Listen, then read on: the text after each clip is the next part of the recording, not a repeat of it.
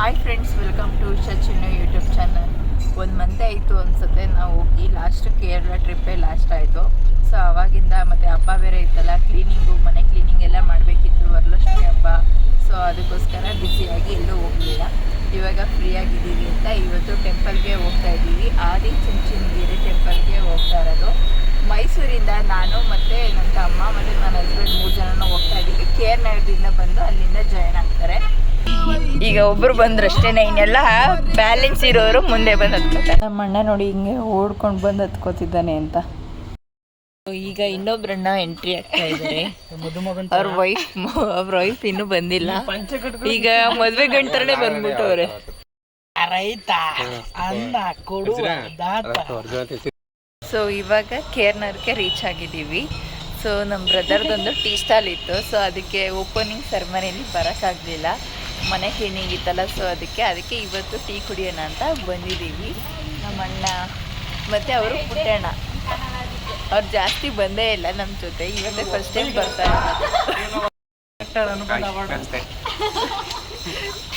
ಬರ್ತಾ ಇರೋದು. ಅವ್ರ ವೈಫ್ ಇವರು. ಗೊತ್ತಲ್ಲ ಯಾರು ಅಂತ? ನಮ್ಮ ಅಣ್ಣನ ಹೆಂಡತಿ, ನನ್ನ ತಮ್ಮ, ನನ್ನ ಹಸ್ಬೆಂಡ್. ಫುಲ್ಲು ತುಂಬೋಗಿದೆ.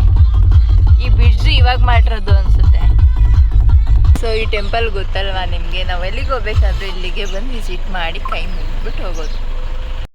ಈಗ ಟಿಫನ್ಗೆ ಅಂತ ನಿಲ್ಸಿದ್ದೀವಿ. ಎಲ್ಲರೂ ಇಳಿತಾ ಇದ್ದಾರೆ ನೋಡಿ.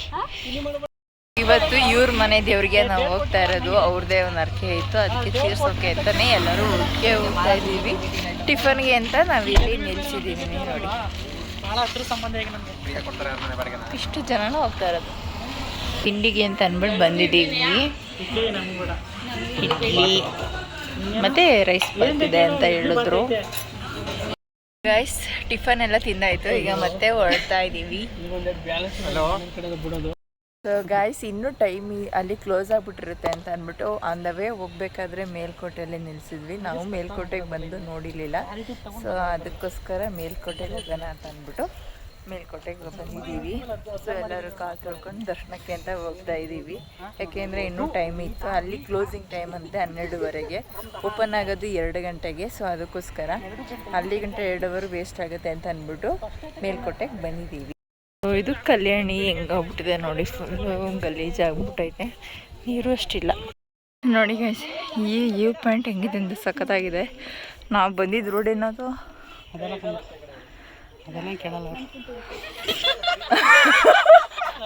ಗೈಸ್, ಎಲ್ಲ ಸ್ಟೆಪ್ಸ್ ಹತ್ಕೊಂಡು ಹೋಗ್ತಾ ಇದ್ದೀವಿ ನೋಡಿ. ಆಲ್ಮೋಸ್ಟ್ ಟೆಂಪಲ್ ಹತ್ರ ಇದ್ದೀವಿ. ಸೊ ನಾನೇ ಲಾಸ್ಟ್ ಹೋಗ್ತಾ ಇರೋದು, ಅವರೆಲ್ಲ ಮುಂದೆ ಹೋಗ್ತಾ ಇದ್ದಾರೆ.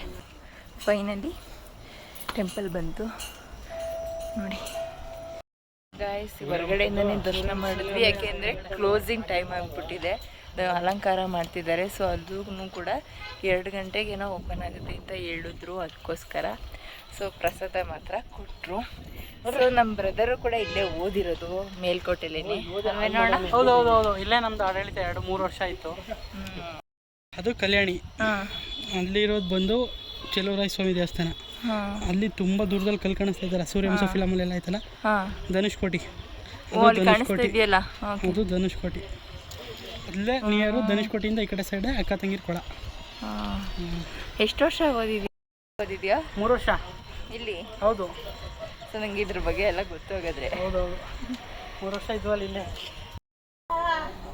ಸೊ ಗಾಯ್ಸ್, ಈಗ ಸ್ಟೆಪ್ಸ್ ಇಳ್ಕೊಂಡು ಹೋಗ್ತಾ ಇದ್ದೀವಿ. ಸೊ ಅವ್ರ ತೂಸಲ್ಲಿ ಮಜ್ಜಿಗೆ ಕುಡಿತಾರೆ. ಅವರು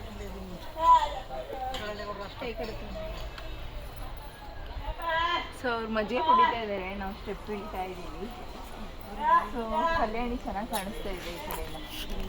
ಸೊ ಇಲ್ಲಿ ನೋಡಿ, ಚಿಕ್ಕದು ಬುಟ್ಟಿ ಎಲ್ಲ ಸಕ್ಕತ್ತಾಗೈತೆ. 10 ರೂಪಾಯಿಗೆ 3 ಮಜ್ಜಿಗೆ ಅಂತೆ.